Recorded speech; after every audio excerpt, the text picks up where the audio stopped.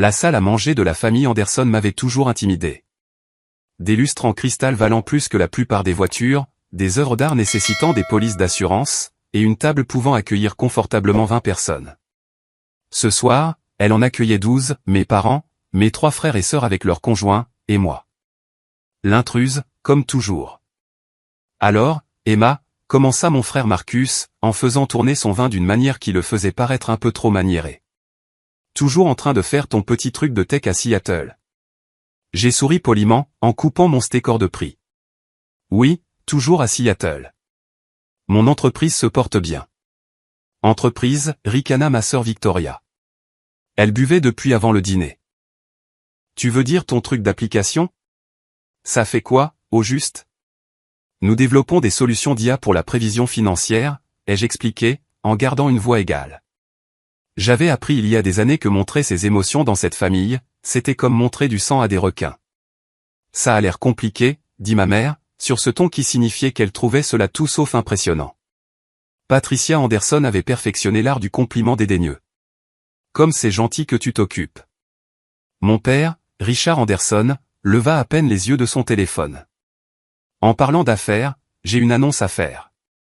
Il posa son téléphone avec la solennité de quelqu'un sur le point de déclarer la guerre. Anderson Holdings est en pleine expansion. Nous acquérons 3 nouvelles propriétés dans le corridor du centre-ville. Investissement total, 40 millions d'euros. La table éclata en félicitations. Marcus leva son verre. C'est incroyable, papa. Tu es un génie. Nous sommes si fiers, ajouta Victoria, bien que je remarquais qu'elle consultait déjà son propre téléphone. Mon jeune frère, Thomas, se pencha en avant. Est-ce que ça signifie des promotions? Je dirige la division résidentielle depuis 2 ans maintenant. Nous en discuterons, dit papa, ce qui était sa manière de dire oui sans s'engager. Cette expansion consolidera Anderson Holdings comme la première société de développement immobilier de la région, peut-être même de tout le Nord-Ouest Pacifique. Je pris une gorgée d'eau.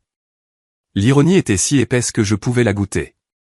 Le financement est délicat, cependant, poursuivit papa. Nous mobilisons des capitaux importants, mais les rendements seront substantiels. Maman lui tapota la main. Tu t'arranges toujours pour que ça marche, chérie. Je posai ma fourchette avec précaution. Si vous avez besoin de financement supplémentaire, je pourrais aider. Le silence s'installa à table. Pas le silence réfléchi et pensif. Le silence choqué, du genre a-t-elle vraiment dit ça? Victoria fut la première à rire. Pardon, quoi? J'ai dit que je pouvais aider avec le financement, ai-je répété calmement. J'ai des capitaux disponibles. Je pourrais investir 300 000. Le silence se transforma en un rire à peine contenu. 300 000 euros? Marcus le dit comme si j'avais proposé de payer le dîner avec des billets de Monopoly. Emma, c'est une affaire de 40 millions d'euros. Ta contribution ne couvrirait même pas les frais juridiques. C'est gentil de vouloir aider, dit maman avec ce même ton condescendant. Mais ce sont des affaires sérieuses, ma chérie. Pas quelque chose que tu comprends. Mon père me regarda enfin directement. Emma, j'apprécie le geste. Vraiment. Mais nous n'avons pas besoin de ton argent de poche. Il dit l'argent de poche comme si cela lui faisait physiquement mal. C'est une entreprise de 40 millions d'euros.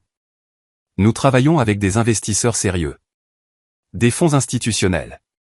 Pas, il ne termina pas sa phrase. Il n'en avait pas besoin. Pas quoi, ai-je demandé, en gardant ma voix stable.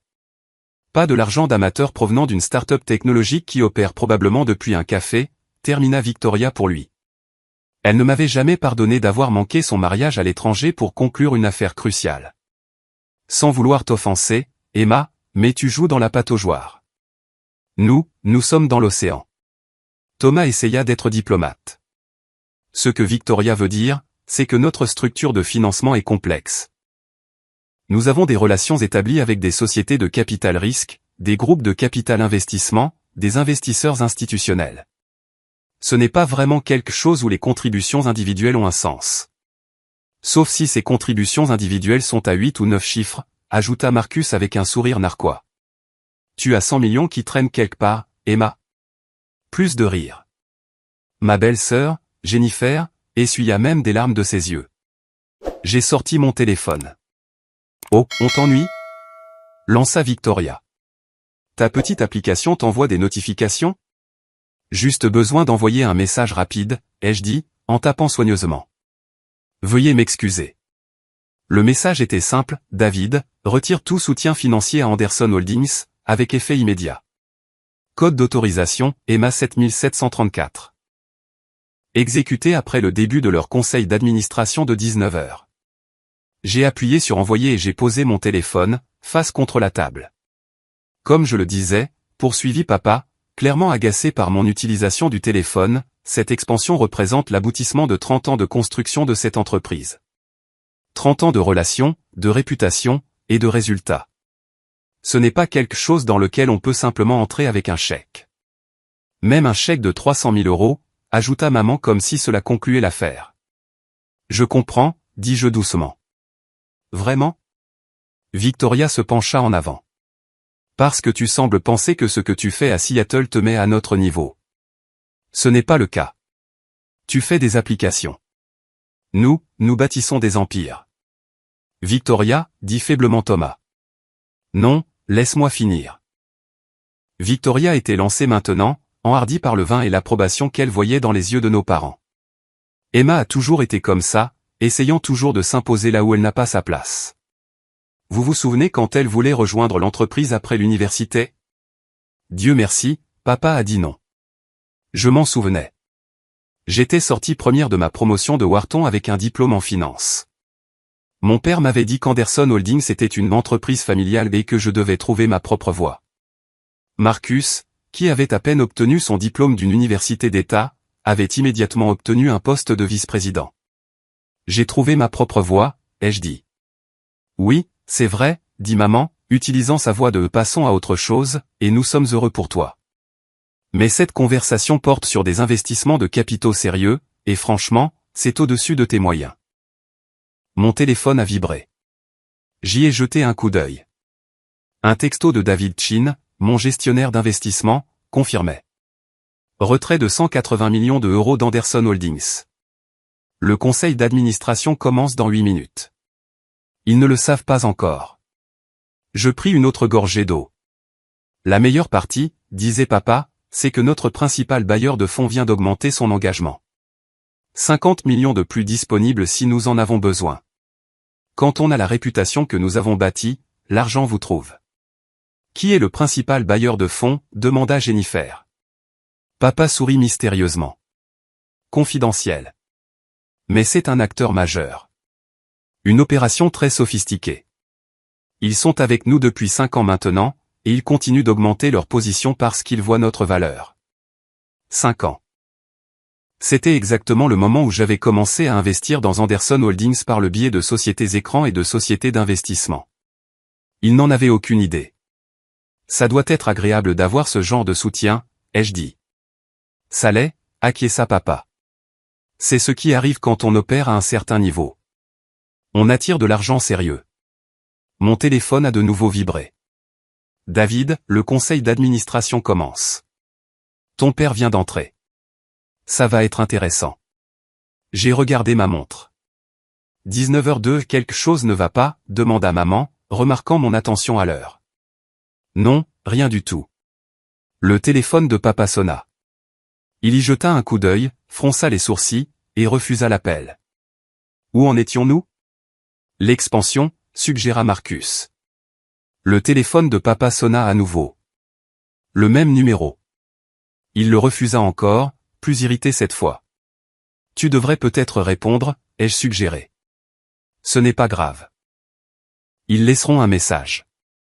Il commença à parler de nouveau, mais son téléphone sonna immédiatement une 3e fois. Pour l'amour de Dieu.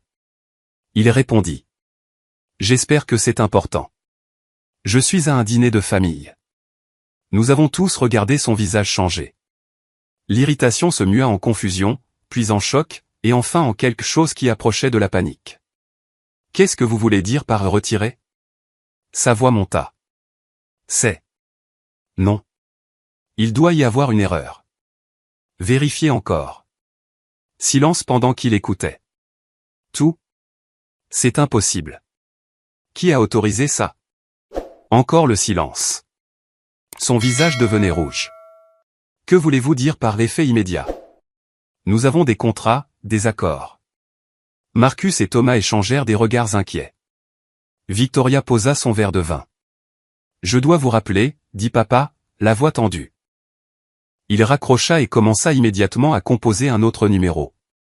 Richard, la voix de maman était sèche. Qu'est-ce qui se passe? Il leva une main, le téléphone à l'oreille. Bill, c'est Richard Anderson. Je viens de recevoir un appel qui semble. Oui, je patiente. Il mit sa main sur le téléphone. Il y a une sorte de problème avec notre source de financement principale. Je suis sûr que c'est juste un malentendu. Mais son visage disait qu'il n'en était pas sûr du tout. Un autre appel, puis un autre. À chaque fois, l'expression de papa s'assombrissait. Le téléphone de Marcus se mit à sonner aussi, puis celui de Thomas. L'élégant dîner se dissolvait dans le chaos. Je ne comprends pas, disait papa à quelqu'un. Nous avions un engagement de 5 ans. Oui, je comprends qu'il y a des clauses, mais une restructuration majeure du capital. Par qui? J'ai mangé mon steak. Il avait un peu refroidi, mais il était toujours bon. Emma, dit maman soudainement. C'est sérieux. Ton père fait face à une crise. Je vois ça, ai-je répondu. Papa raccrocha et fixa son téléphone comme s'il l'avait trahi. Notre investisseur principal vient de retirer 180 millions d'euros de nos opérations. La tablée eut un hoquet de surprise. Victoria attrapa le bras de Marcus. 180 millions. La voix de Thomas se brisa. C'est tout. C'est l'expansion, les propriétés actuelles, le capital d'exploitation. J'en suis conscient, lança papa. Puis son téléphone sonna de nouveau. C'est le conseil.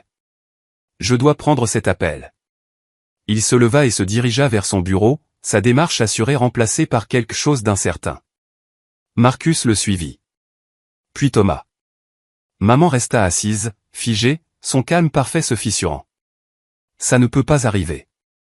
Qui ferait ça? Demanda Jennifer. Qui pourrait faire ça? Je pris une autre bouchée de steak. Tu n'es pas inquiète, exigea Victoria. C'est notre entreprise familiale. Vraiment, ai-je demandé doucement. On m'a dit très clairement ce soir que ce n'était pas mon affaire. Que je ne comprenais pas. Que je jouais dans la pataugeoire. Ce n'est pas le moment d'être mesquine, commença Victoria, mais maman la coupa. Emma. La voix de maman était différente maintenant. Sais-tu quelque chose à ce sujet? J'ai tamponné ma bouche avec ma serviette. Que pourrais-je savoir? Je ne fais que des applications, vous vous souvenez? J'opère depuis un café. Des voix s'élevèrent du bureau. Nous pouvions entendre papa crier, bien que nous ne puissions pas distinguer les mots. Mon téléphone a vibré. David, Anderson Holdings est en mode crise totale. Ils essaient de trouver un financement alternatif, mais tout le monde m'appelle pour me demander ce que je sais. La nouvelle se répand vite. Le cours de l'action va chuter quand cela deviendra public demain. J'ai répondu par texto, dis-moi s'ils trouvent une solution. David, ils ne trouveront pas. J'ai enfoué la structure de propriété sous 17 couches de sociétés écrans et de sociétés d'investissement. Le seul nom attaché est de Pacific Northwest Venture, LLC. Même leurs experts comptables mettront des semaines à remonter la piste. Papa sortit de son bureau, suivi de Marcus et Thomas. Tous les trois semblaient avoir vieilli de 10 ans. Nous devons découvrir qui est Pacific Northwest Venture, dit papa sans préambule. Ce sont eux qui ont retiré le financement.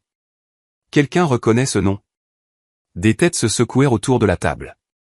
Marcus, mets nos avocats là-dessus. Thomas, appelle tous les contacts d'investisseurs que nous avons. Quelqu'un doit savoir qui est derrière ça. Papa passa une main dans ses cheveux, un geste que je ne lui avais jamais vu faire. Il était toujours si contrôlé.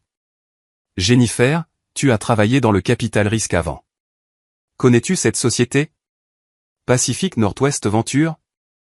Jennifer sortit son téléphone, tapant rapidement. Je ne trouve rien.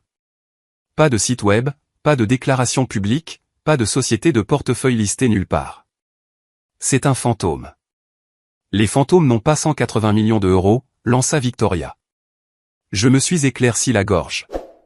En fait, Pacific Northwest Venture a considérablement plus que ça.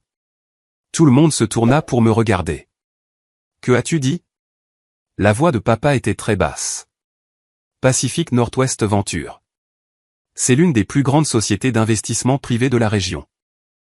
Il se concentre sur l'immobilier, la technologie et les acquisitions stratégiques. Le total des actifs sous gestion est d'environ 800 millions d'euros. J'ai fait une pause. À peu de choses près. Comment sais-tu ça? Exigea Marcus. Je lis, dis-je simplement. C'est une société assez connue dans les cercles d'investissement. Je n'en ai jamais entendu parler, dit papa. C'est parce qu'ils sont privés et très sélectifs quant à leur profil public. Je pris une gorgée d'eau. Ils préfèrent travailler par l'intermédiaire d'intermédiaires et de filiales. Une opération très sophistiquée. La façon dont j'ai dit sophistiquée fit plisser les yeux de Victoria. Si tu en s'étends sur eux, dit lentement Thomas, sais-tu pourquoi ils retireraient leur financement de chez nous? Je ne pourrais absolument pas spéculer, ai-je répondu. Je suis sûr qu'ils ont leur raison. Des décisions majeures de restructuration de capital comme celle-ci n'arrivent pas au hasard.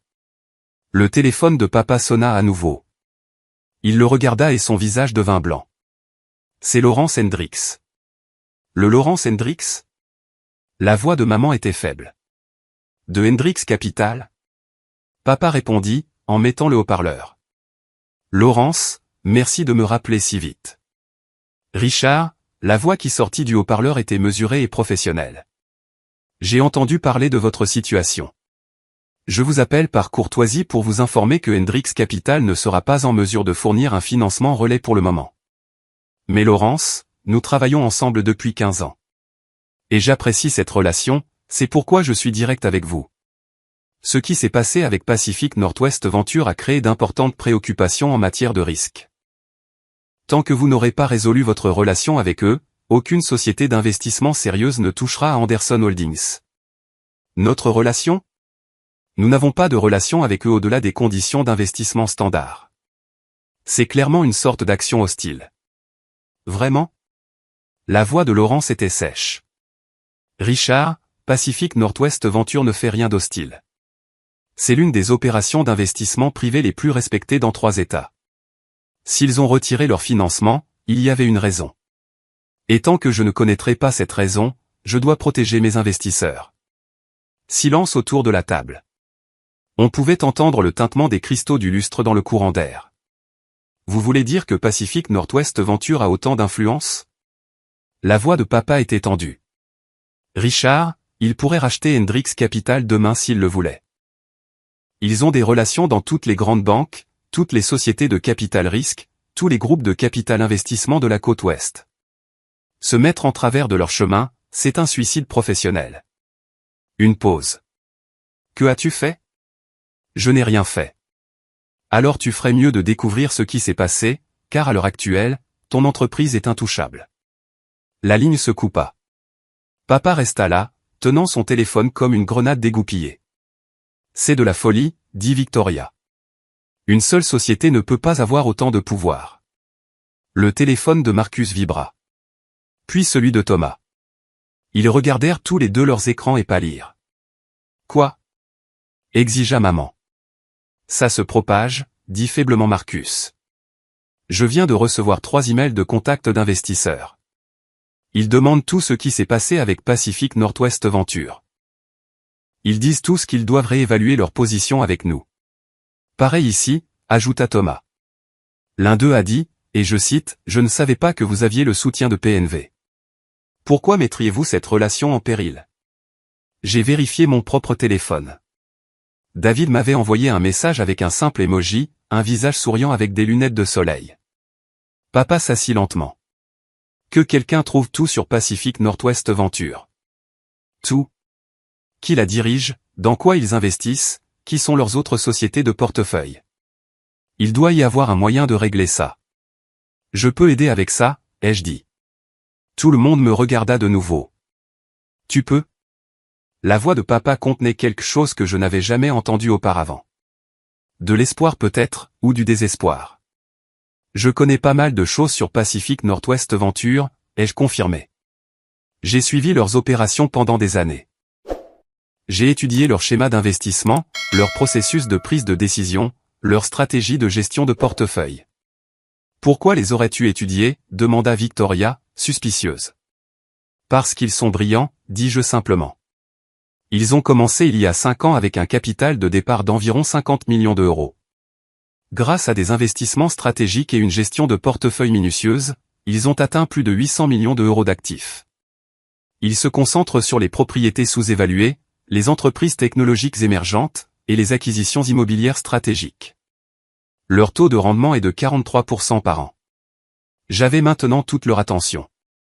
Ils ont investi dans 27 entreprises et propriétés différentes à travers Washington, l'Oregon, et le nord de la Californie, ai-je poursuivi. Développement immobilier, start-up technologique, usine de fabrication, propriété commerciale. Leur portefeuille comprend le complexe Riverside en centre-ville, le bâtiment Morrison, et environ 30% des start-up de la région métropolitaine de Seattle. Comment sais-tu tout ça? Demanda maman. La recherche, dis-je. C'est ce que je fais. Analyse financière, étude de marché, reconnaissance des schémas d'investissement. C'est un peu mon truc. Papa se pencha en avant. Sais-tu comment les contacter? Je pourrais peut-être faciliter une introduction, dis-je avec précaution. Mais je dois vous avertir, ils sont très sélectifs sur les personnes avec qui ils travaillent. Ils ont certaines normes. Des normes, s'agaça Marcus. Anderson Holdings est une entreprise de 40 millions d'euros avec 30 ans d'expérience. Était une entreprise de 40 millions d'euros, ai-je corrigé doucement. Sans ces 180 millions de soutien, votre valeur opérationnelle réelle est plus proche de 15 millions. Et la majeure partie est endettée. Le silence était assourdissant. Comment connais-tu nos chiffres opérationnels? La voix de papa était dangereuse maintenant. Déclaration publique, registre de propriété, analyse de marché, ai-je répondu. Ce ne sont pas des informations secrètes. Quiconque sait où chercher peut les trouver. Thomas tapait frénétiquement sur son ordinateur portable. Elle a raison. Sans le soutien de PNV, nous sommes. Papa, nous sommes dans de sérieux ennuis. L'accord d'expansion exige une preuve de capital d'ici la semaine prochaine. Si nous ne pouvons pas la fournir, nous perdons la compte. C'est 8 millions d'euros. Nous trouverons d'autres investisseurs, dit papa, mais il ne semblait pas confiant. En une semaine? La voix de Victoria montait. Après que la nouvelle se soit répandue que Pacific Northwest Venture nous a lâchés? Laurence avait raison. Nous sommes toxiques maintenant. Mon téléphone sonna. J'y ai jeté un coup d'œil. Excusez-moi, je dois prendre cet appel. C'est mon gestionnaire d'investissement. Je me suis levé et me suis dirigé vers la fenêtre, tournant le dos à la table mais parlant assez fort pour qu'il m'entende. Salut, David. Oui, j'ai vu les nouvelles. Non, je ne pense pas qu'ils aient encore compris. Quoi? Un autre retrait? Quelle propriété? Ah, le bâtiment Morrison. Oui, c'est logique. C'est entièrement contrôlé par PNV, n'est-ce pas? Ils essaient de remonter la piste de la propriété? Dis au service juridique de rendre les choses aussi compliquées que possible.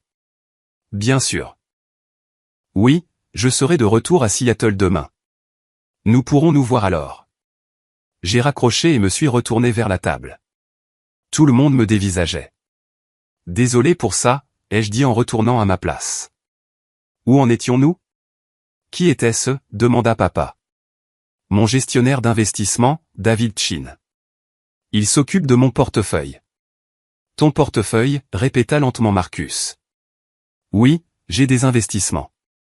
Vous savez, ce n'est pas parce que je dirige une entreprise de technologie que je ne diversifie pas, j'ai souri. C'est la base de l'investissement. Ne jamais mettre tous ses œufs dans le même panier. Le téléphone de papa vibra. Il le regarda et son visage changea de nouveau. C'est un texto de Bill de la banque. Il dit que quelqu'un du service juridique de Pacific Northwest Venture vient de le contacter, pour s'enquérir de l'état de notre compte et de notre solvabilité. C'est inhabituel, ai-je commenté.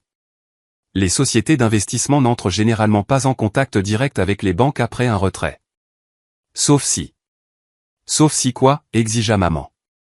Sauf s'ils envisagent une action supplémentaire. Peut-être qu'ils ne se contentent pas de retirer leur financement. Peut-être qu'il se positionne pour autre chose. Comme quoi, demanda Thomas. J'ai haussé les épaules.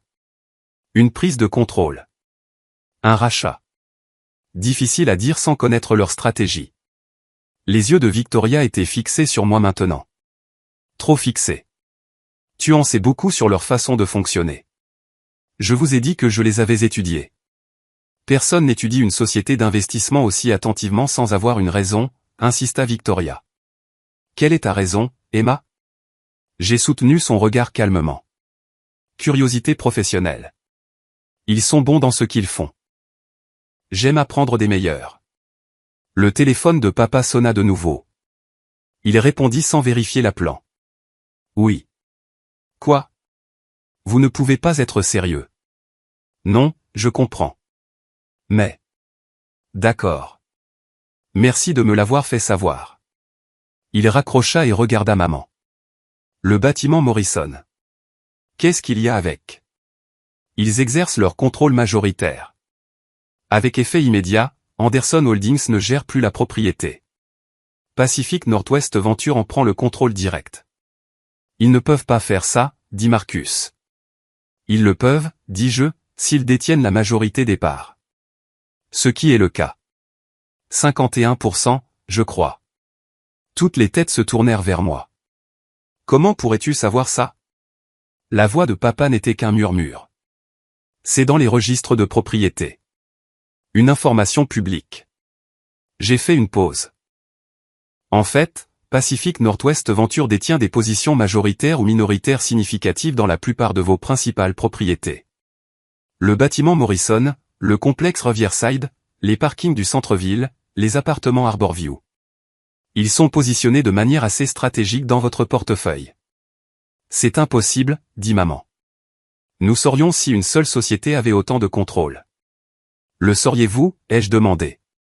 Examinez-vous personnellement chaque document d'investissement, chaque pacte d'actionnaires, chaque structure de propriété? Thomas tapait de nouveau, son visage de plus en plus alarmé. Emma a raison. Je regarde les registres de propriété maintenant. PNV apparaît dans presque toutes les grandes propriétés que nous gérons. Comment n'avons-nous pas remarqué ça?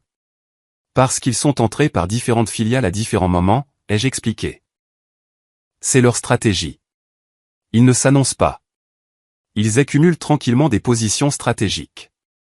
Puis, quand ils ont un contrôle suffisant, ils agissent. C'est de la folie, dit Victoria. C'est comme s'ils avaient planifié ça. Ils l'ont probablement fait, ai-je acquiescé. Pacific Northwest Venture ne fait rien par accident. Chaque investissement est stratégique. Chaque acquisition est calculée. Ils jouent aux échecs pendant que tout le monde joue aux dames. Papa me fixait maintenant avec une expression que je ne pouvais pas tout à fait déchiffrer. Emma, comment sais-tu vraiment tout ça? Je te l'ai dit. Non. Sa voix était ferme. Personne ne connaît ce niveau de détail sur une société d'investissement privée sans un accès direct. Les pourcentages de propriété, la stratégie de portefeuille, les manœuvres juridiques. Tu ne devines pas, tu sais. La table était silencieuse. Dehors, je pouvais entendre une voiture passer. À l'intérieur, les cristaux du lustre tintaient. J'ai pris une profonde inspiration. Vous voulez savoir qui est Pacific Northwest Venture? Oui. Très bien. J'ai sorti mon téléphone et ouvert mes emails. J'ai transféré un message à l'adresse email de papa. Vérifie ton téléphone. Il l'a fait. Son visage passa de la confusion au choc, puis à quelque chose que je n'avais jamais vu auparavant. La compréhension peut-être, ou l'horreur. Qu'est-ce que c'est? Maman attrapa son téléphone. Elle regarda l'écran. Sa main se porta à sa bouche. Marcus se pencha pour regarder. Ses yeux s'écarquillèrent. Non. C'est pas possible. L'email était simple. Il venait de David Chin, mon gestionnaire d'investissement. L'objet était Pacific Northwest Venture, LLC, structure de propriété et résumé du portefeuille. Le corps de l'email listait tout, chaque propriété, chaque investissement, chaque acquisition stratégique. Le bâtiment Morrison, le complexe Riverside, les appartements Harborview, 15 autres propriétés, et 7 entreprises technologiques. En bas, en gras, actionnaire principal et PDG, Emma Anderson. Total des actifs sous gestion, 847 millions d'euros. C'est toi, murmura papa. C'est toi, Pacific Northwest Venture. C'est bien moi, Pacific Northwest Venture, ai-je confirmé. Le verre de vin de Victoria lui glissa des mains, se brisant sur la table. Personne ne bougea pour le nettoyer. C'est impossible, dit Marcus. Tu fais des applications. Je fais des applications, en effet, ai-je acquiescé. Mon entreprise, Anderson Tech Solutions, génère environ 30 millions de revenus annuels. Mais ce n'est pas de là que vient la plupart de mon argent. Alors d'où? La voix de Thomas était faible. Des investissements. J'ai pris le succès initial de ma première application et je l'ai investi. Des investissements intelligents. Des investissements stratégiques. J'ai commencé par l'immobilier parce que j'ai appris des meilleurs. J'ai fait un signe de tête à papa. Tu m'as appris tout ce que tu savais, même si ce n'était pas ton intention. J'ai regardé. J'ai appris. J'ai fait ce que tu as fait, mais je l'ai fait en mieux. 800 millions, dit maman, abasourdie. Tu as 800 millions d'euros? 847 millions, mais qui compte? Je pris une autre gorgée d'eau. Et oui, 180 millions de cela étaient investis dans Anderson Holdings. J'ai été votre principal bailleur de fonds pendant 5 ans. Le visage de papa était cendré. Pourquoi? Parce que je croyais en l'entreprise. Parce que, malgré tout, elle est bonne dans ce qu'elle fait. Et parce que je pensais que peut-être, un jour, vous me verriez comme autre chose que la déception de la famille qui fait des applications. Mais tu t'es retiré, dit Thomas. Tu as retiré tout le financement. C'est exact. Pourquoi? Demanda à nouveau papa. J'ai regardé ma famille autour de la table, ma famille prospère, confiante, méprisante. Parce que vous m'avez dit que mes 300 000 euros étaient de l'argent de poche, dis-je simplement. Parce que vous vous êtes moqué de mon offre d'aide.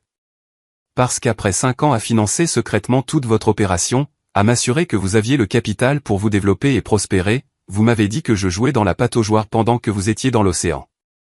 Le silence s'étira. Alors, j'ai décidé de vous montrer à quoi ressemble vraiment l'océan, ai-je poursuivi. Sans mon soutien, Anderson Holdings est une entreprise de 15 millions d'euros avec 8 millions de dettes et aucun moyen de terminer votre expansion. Le bâtiment Morrison? Je détiens 51%. Je l'ai toujours eu. Le complexe Riverside? 63% Harborview? 47%. Chaque grande propriété que vous gérez, j'ai un intérêt majoritaire ou significatif. Pourquoi l'as-tu caché? Demanda maman. Parce que je voulais voir si vous me traiteriez un jour comme si j'avais ma place. Si vous me verriez un jour comme capable, comme intelligente, comme digne de respect. J'ai souri tristement. Vous ne l'avez pas fait. Même ce soir, quand j'ai offert mon aide, vous vous êtes moqué de moi. Alors maintenant, vous savez. Marcus retrouva sa voix. Qu'est-ce qui se passe maintenant? Ça dépend, dis-je. De vous. De nous. De si vous voulez que je reste investi ou non. La voix de Victoria était sèche, mais il y avait de la peur dedans maintenant. J'ai regardé papa. Tu as dit qu'Anderson Holdings était une entreprise familiale. Tu avais raison. Et je fais partie de la famille, que ça te plaise ou non.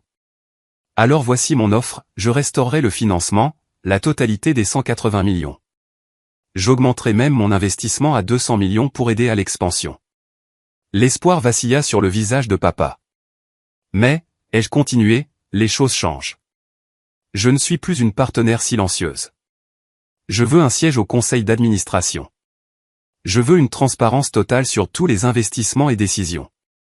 Et je veux du respect, un vrai respect, pas des commentaires condescendants sur mon petit truc de tech. Et si nous refusons, demanda Victoria. Alors je retire tous mes investissements de chaque propriété et entreprise dans lesquelles je suis impliqué qui a un lien quelconque avec Anderson Holdings. J'ai un intérêt majoritaire dans la plupart de votre portefeuille. Je pourrais démanteler toute votre opération en une semaine. J'ai gardé ma voix calme. Ou alors, vous pourriez accepter que votre fille ne joue pas dans la pataugeoire. C'est elle qui a construit l'océan dans lequel vous êtes en train de vous noyer. Papa me fixa pendant un long moment. Puis, lentement, il se leva et fit le tour de la table. Il s'arrêta en face de moi. Je suis désolé, dit-il. Et pour la première fois de ma vie, il semblait le penser.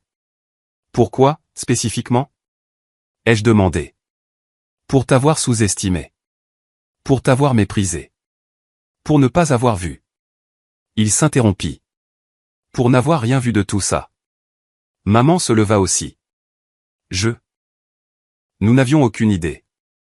Vous n'aviez aucune idée parce que vous n'avez jamais demandé, dis-je. Vous avez supposé. Vous avez décidé qui j'étais sans jamais vraiment regarder. Thomas s'éclaircit la gorge. Pour ce que ça vaut, je pense qu'un siège au conseil d'administration est plus que juste. Je vote oui. Pareil, dit doucement Marcus. Il avait l'air secoué. Je suis désolé, Emma. Pour tout ça. Victoria fut la dernière à parler. Tu contrôles vraiment 800 millions d'euros, à peu de choses près? Elle rit, mais ce n'était pas moqueur cette fois. C'était presque admiratif. Tu es terrifiante. Merci, ai-je dit. Papa tendit la main. Partenaire? J'ai regardé sa main un instant, puis je l'ai prise. Partenaire. Mais je veux ça par écrit. Position officielle au conseil, droit de vote, divulgation complète. Entendu. Mon téléphone vibra. David, dois-je restaurer le financement? J'ai répondu par texto, oui. La totalité, plus 20 millions supplémentaires. Il est temps de leur montrer à quoi ressemble l'argent sérieux. J'ai regardé les visages de ma famille autour de la table. Le choc, le respect, la peur, l'admiration, tout était mélangé. Une dernière chose, ai-je dit. Ces 300 000 € que j'ai offerts? Je les mets toujours. Considérez-le comme un investissement personnel, distinct de Pacific Northwest Venture. Parce que la famille soutient la famille, même quand la famille ne le mérite pas, Emma, dit maman, les larmes aux yeux. Je suis tellement désolé. Je sais, dis-je. Et j'accepte tes excuses. Mais ça ne peut plus se reproduire. Je ne suis pas le membre de la famille que vous tolérez au dîner. Je suis la personne qui maintient cette entreprise à flot depuis 5 ans. Souvenez-vous-en. Papa hocha lentement la tête. Nous nous en souviendrons. C'est promis. Mon téléphone sonna. J'y ai jeté un coup d'œil. C'est mon manager. Je dois prendre cet appel.